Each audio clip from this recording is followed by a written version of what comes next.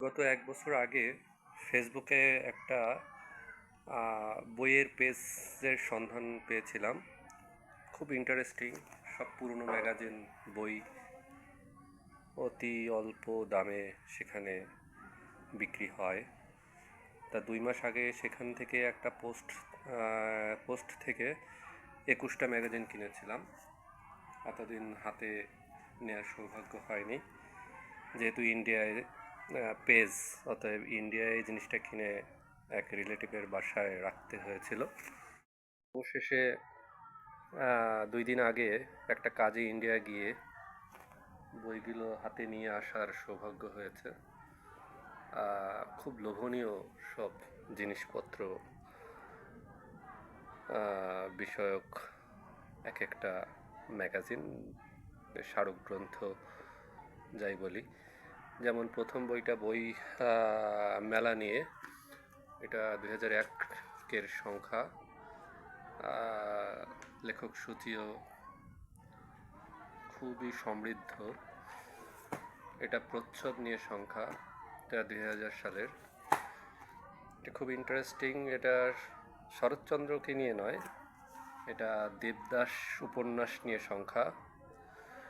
দেবদাস উপন্যাসের ১০০ বছর পূর্তিতে শীর্ষেন্দু শঙ্কর, দারুণ একটা সংখ্যা। আচ্ছা, এটা বিংশ শতাব্দী তৈরি করে দিল যে ২৪টি গ্রন্থ অন্যরকম একটা বিষয় নিয়ে গবেষণাধর্মী। ২৪টি গ্রন্থের লিস্টটাও দেখিয়ে দিই। পড়ার জন্য এর থেকে ভালো খুব কম জিনিসই আছে। আচ্ছা, এইটা হচ্ছে বই সংখ্যা। বিভিন্ন লেখক, গবেষক, সাংবাদিক, শিক্ষক, তারা সাম্প্রতিক সময়ে যে বইগুলো পড়ছে তাই নিয়ে সংখ্যা। জীবনানন্দকে নিয়ে দুটো বই আছে পরপর। এটা জীবনানন্দ ১, ৯৮ নভেম্বর সংখ্যা। আর একটা জীবনানন্দ ২, এটা পরের মাসে। দারুণ সব প্রবন্ধ। এটা শরদিন্দু, ছবি দেখেই বোঝা যাচ্ছে শরদিন্দু সংখ্যা ১৮ সালের জুনের। এটাও বইমেলার নিয়ে সংখ্যা। এইটা ঠিক একই সাবজেক্টের উপরে লেখা, অধ্যয়ন প্রিয় ১৪ জন বাঙালি এবছর কোন বই পড়ছেন, দারুণ বিষয়। সংখ্যা, এটা ১৯৯৭, ২৫ বছর আগের, ২৬-২৬ বছর আগের সংখ্যা। এটাও রবীন্দ্রনাথকে নিয়ে, এটাও সমসাময়িক, সেই ৯৭ জুলাইয়ের সংখ্যা। গিরিশচন্দ্রকে নিয়ে, খুব ইন্টারেস্টিং বিষয়। আচ্ছা, এটা রমাপদ চৌধুরী, আমার খুব প্রিয় একজন ঔপন্যাসিক। প্রচ্ছদটাও খুব সুন্দর। নীরেন্দ্রনাথ চক্রবর্তী, অসাধারণ। স্মারক গ্রন্থগুলো দেশ পত্রিকার, কোনোটাই একেবারে বাজে কোনো লেখা থাকে না। এগুলো সব পড়ার জন্য খুব উপযুক্ত, সময় নষ্ট হওয়ার কোনো সম্ভাবনা নেই। এটা রবীন্দ্রনাথ নিয়ে আরেকটি সংখ্যা, এটা ২০০২ সালের মে মাসের।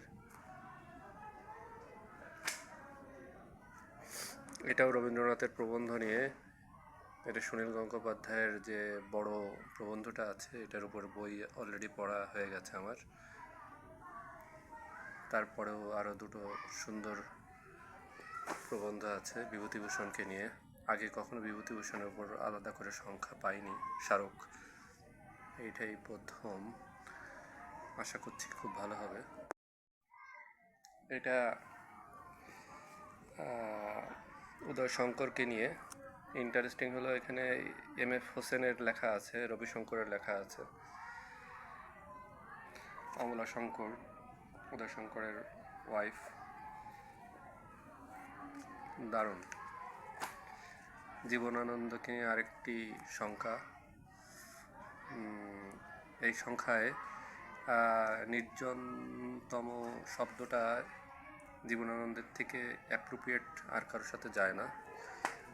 আর সবার শেষে আমার সব থেকে ফেভারিট, যদিও এটা সাম্প্রতিকতম 2017 সালের শক্তিকে নিয়ে, এটা আমার সব থেকে ফেভারিট একটা বিষয় পড়ার, শক্তিকে নিয়ে, শক্তি চট্টোপাধ্যায়। আমি এর ভিতর হয়তো সবার আগে এটাকেই ধরবো। দারুণ। আমি ভিডিওর শেষে ফেসবুকের সেই পেজটার ছবি দিয়ে দিচ্ছি, হয়তো কারো চোখে পড়বে। এখান থেকে বই সংগ্রহ করার জন্য খুব উপযুক্ত একটা জায়গা সেটা।